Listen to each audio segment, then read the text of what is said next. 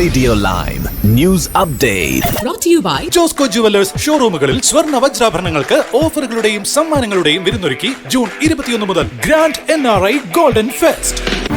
നമസ്കാരം, live news അപ്ഡേറ്റ്സിലേക്ക് സ്വാഗതം. വാർത്തകളുമായി ഞാൻ നിപിൻ. ഇറക്കുമതി ചെയ്ത റെസ്ക്യൂ നായ്ക്കളെ സംബന്ധിച്ച ആശങ്കകൾ വർദ്ധിച്ചു വരുന്ന സാഹചര്യത്തിൽ എല്ലാ ഡോഗ് റെസ്ക്യൂ സംഘടനകൾക്കും ലൈസൻസിംഗ് ഏർപ്പെടുത്തണമെന്നുള്ള ആവശ്യവുമായി UK പ്രമുഖ charity group Romania, Ukraine, north Macedonia തുടങ്ങിയ കിഴക്കൻ യൂറോപ്യൻ രാജ്യങ്ങളിൽ നിന്ന് ആയിരക്കണക്കിന് നായ്ക്കളെ ഓരോ വർഷവും UK കൊണ്ടുവരുന്നുണ്ടെന്ന് RSPCA പറയുന്നു. ഇത്തരത്തിൽ കൊണ്ടുവരുന്ന നായ്ക്കൾക്ക് ശരിയായ രീതിയിലുള്ള പരിശോധനകൾ പോലും ലഭിക്കുന്നില്ല.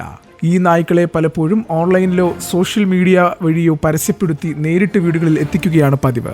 അതുകൊണ്ട് തന്നെ ഇറക്കുമതി ചെയ്ത പല നായ്ക്കൾക്കും ശരിയായിട്ടുള്ള ആരോഗ്യ പരിശോധനകൾ ലഭിക്കുന്നില്ല. ഇവയ്ക്കുള്ള രോഗങ്ങൾ മനുഷ്യരിലേക്ക് പടരുകയും ഇൻഫ്ലുവൻസ, ഗുരുതരമായ സന്ധി പ്രശ്നങ്ങൾ തുടങ്ങിയവയ്ക്ക് കാരണമാവുകയും ചെയ്യുന്നു. ഇത്തരത്തിലുണ്ടാകുന്ന രോഗത്തിന്റെ കേസുകൾ 2020 മുമ്പ് വെറും 3 മാത്രമായിരുന്നുവെങ്കിൽ 2020 300 അധികമായിരിക്കുകയാണ്. പലപ്പോഴും ഫോൺ കോളുകൾ നടത്തിയതിന് പിന്നാലെ സംഘടനകൾ നായ്ക്കളെ കൈമാറുന്നതായി അന്വേഷണത്തിൽ കണ്ടെത്തി.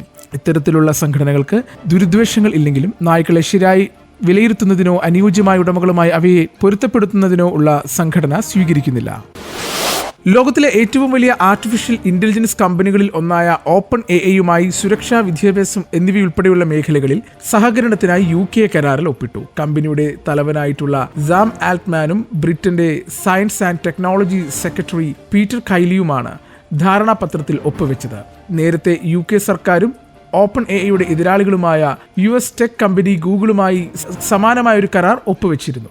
സർക്കാർ സംവിധാനത്തിൽ ഉടനീളം AI ടെക്നോളജി എങ്ങനെ ഉപകാരപ്രദമാകുന്നുവെന്ന കാര്യത്തിൽ OpenAIയും UK സർക്കാരും സഹകരിക്കുമെന്ന് കരാറിൽ പറയുന്നു. സിവിൽ സർവീസുകളെ കൂടുതൽ കാര്യക്ഷമമാക്കുവാൻ സഹായിക്കുക, പൗരന്മാർക്ക് പൊതുസേവനങ്ങൾ കൂടുതൽ ഫലപ്രദമായി ലഭ്യമാക്കുക എന്നിവയാണ് കരാറിന്റെ പ്രധാന ലക്ഷ്യങ്ങൾ. ഈ വർഷം തന്നെ AI സാങ്കേതികവിദ്യ മനുഷ്യബുദ്ധിക്ക് തുല്യമായ മികവിലേക്ക് എത്തുമെന്നാണ് ആൾട്ട്മാൻ മുമ്പ് പ്രവചിച്ചത്.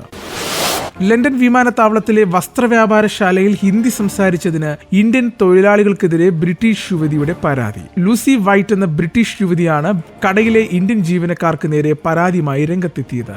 മനസ്സിലാകാത്ത ഒരു ഭാഷയിലാണ് അവർ പരസ്പരം സംസാരിച്ചതെന്നും ഇത്തരം കാര്യങ്ങൾ അനുവദിക്കുവാൻ പാടില്ല എന്നും പരാതി നൽകിയ ശേഷം ലൂസി പറഞ്ഞു. തന്റെ എക്സ്പോസ്റ്റിലൂടെയാണ് ലൂസി സംഭവം പുറത്തുവിട്ടത്. ലണ്ടൻ എയർപോർട്ടിനുള്ളിലെ മാർക്സ് ആൻഡ് സ്പെൻസർ എന്ന വസ്ത്രവ്യാപാരശാലയിൽ പർച്ചേസിനായി കയറിയതായിരുന്നു ലൂസി. ഇതിനിടെ അവിടെയുള്ള ഇന്ത്യൻ വംശജരായ തൊഴിലാളികൾ ഹിന്ദിയിൽ പരസ്പരം സംസാരിച്ചത് ലൂസിയെ ചൊടിപ്പിച്ചു. ഇതെന്ത് ഭാഷയെന്ന് നിങ്ങൾ സംസാരിക്കുന്നതെന്ന് ലൂസി ചോദിച്ചപ്പോൾ ഹിന്ദി എന്ന് തൊഴിലാളികൾ മറുപടി നൽകി.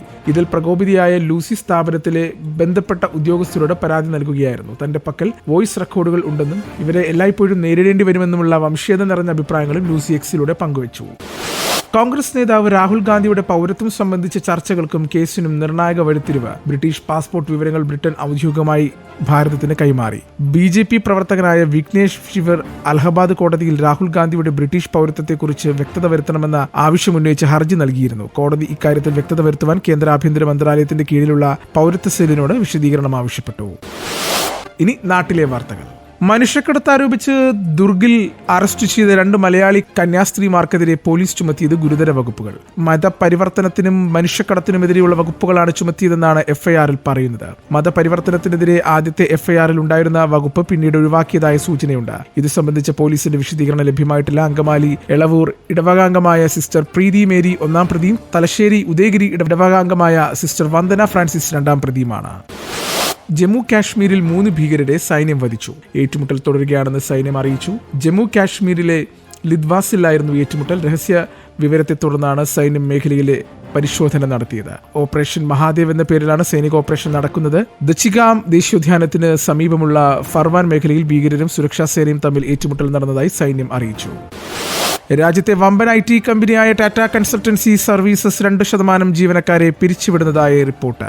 2026 സാമ്പത്തിക വർഷത്തിലാണ് ജീവനക്കാരെ പിരിച്ചുവിടുവാൻ തീരുമാനിച്ചിരിക്കുന്നത്. മിഡിൽ സീനിയർ മാനേജ്മെന്റ് തലത്തിലുള്ള 12,200 പേർക്ക് ജോലി നഷ്ടമാകുമെന്നും സൂചന.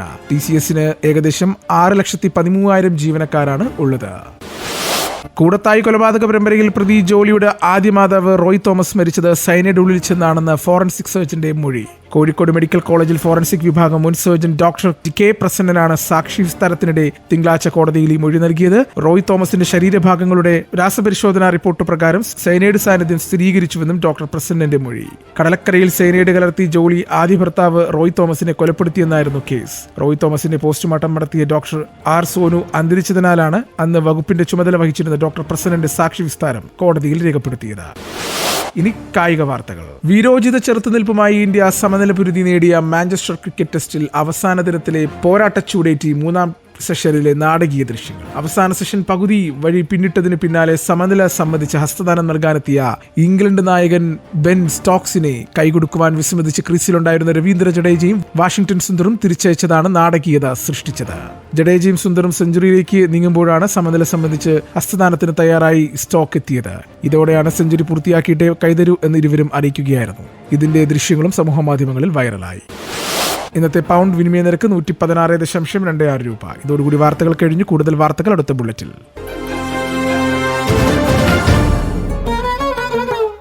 കൂടുതൽ വാർത്തകൾക്കും വിശേഷങ്ങൾക്കുമായി റേഡിയോ ലൈം ആപ്പ് ഡൗൺലോഡ് ചെയ്യൂ.